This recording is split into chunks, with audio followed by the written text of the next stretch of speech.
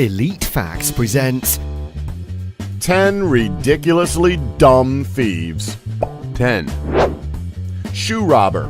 In Wichita, Kansas, Charles Taylor was arrested for robbing a shoe store at knife point and stealing a $69 pair of size 10.5 tan hiking boots on December 18, 1996. Now, already this is dumb because he targeted a shoe store and only received a pair of moderately priced boots, along with an arrest for his troubles. But it gets a whole lot dumber. 3 months later, at his trial, Taylor arrogantly placed his feet on the defense table. He was wearing a pair of size 10.5 tan hiking boots. The judge, James Fleetwood, was incredulous.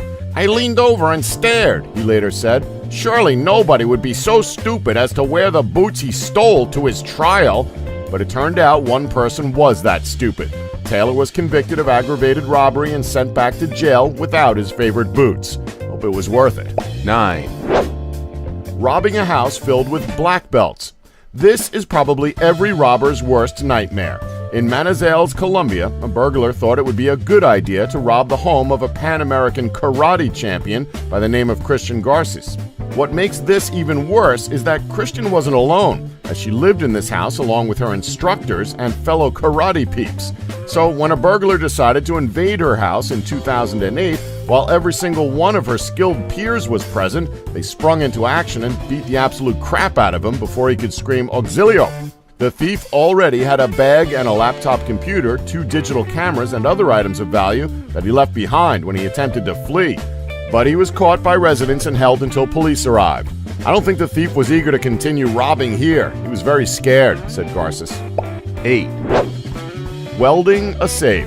So in most films that include robbing safes, the most used method of cracking one open is with cutting tools. Well, on the night of August 23rd in 1980, a well-organized gang of thieves began their raid on a safe in the Leisure Center office in Chichester, Sussex, by stealing a speedboat and using water skis to paddle across the lake. Once they were on the other side, they picked up their equipment and paddled on to the office. However, what they thought were cutting tools turned out to be welding gear, and they soon managed to seal the safe completely shut.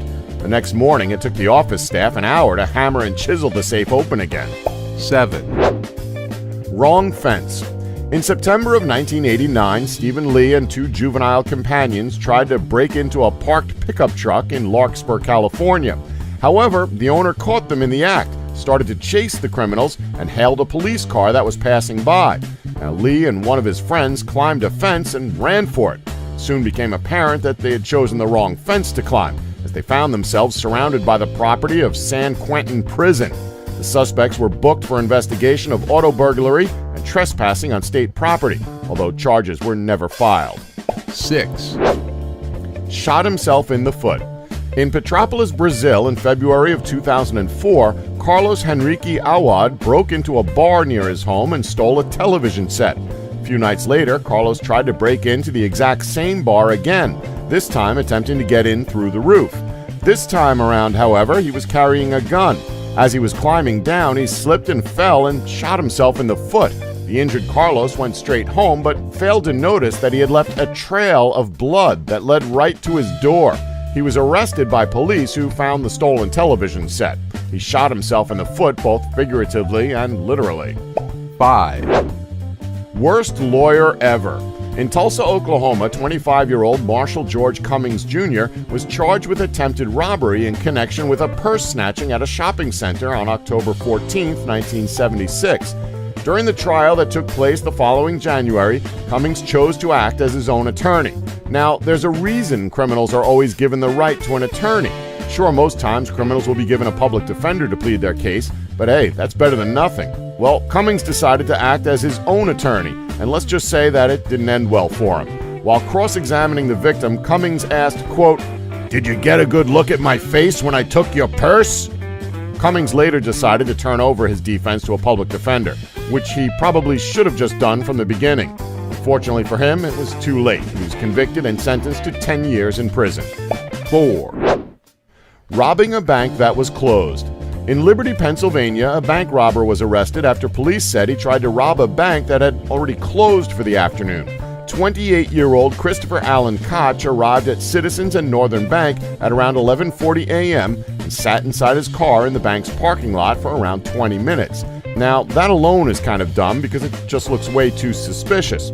Koch had not done any research and didn't bother to look at the bank's business hours that were posted right on the front doors.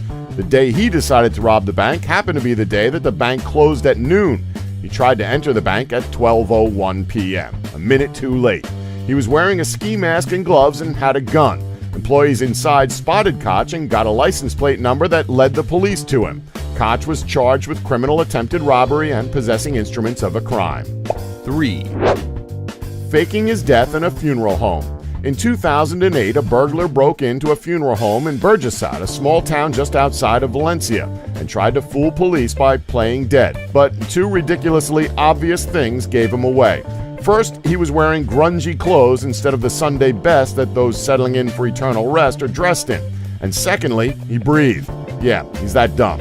Neighbors living nearby alerted police when they heard the front door of the business being forced open in the middle of the night. Police officers arrived, along with the owner, and eventually found the suspect lying on a table in a glassed-in chamber used for viewings of deceased people during wakes. The suspect's name was not released. Police said he had served jail time in the past for robbery. 2. Asking if there was money in the register before committing the crime. In 2008, police charged 40-year-old Daniel Glenn with robbing a convenience store in Windsor, Ontario. Sounds pretty standard so far, right? Well, before showing up to rob the store, he called the store and asked the clerk how much money was in the cash register. Guess he wanted to make sure it was worth the trip. Anyway, the clerk alerted police, who arrested Glenn nearby. CanWest News Service reported that Glenn was a suspect in two similar incidents where the thief called ahead to make sure the clerk had the money bagged and ready for him. 1. Robber who drove a stolen car to his court case. Eventually, we come full circle. So, wearing the boots you stole to your trial for stealing boots is bad, right? Well, this one is just downright idiotic. A 37-year-old man was charged with stealing a Lexus SUV after he drove it to court on the day that a jury was deciding whether or not to convict him in an unrelated auto theft charge. Police were suspicious after watching the San Francisco hairstylist walk to the car, parked in front of the courthouse, with keys in hand. The car also attracted attention as it had several Yorkshire Terriers mulling around it. The man was charged with receiving a stolen vehicle, receiving stolen property, and charges of animal cruelty for leaving the dogs unattended in the vehicle. Meanwhile, the jury convicted the man of the original auto theft charge, which was for possession of a Porsche Carrera, valued at $125,000, that he had stolen from a San Anselmo home. Don't forget to like us and subscribe for more elite facts.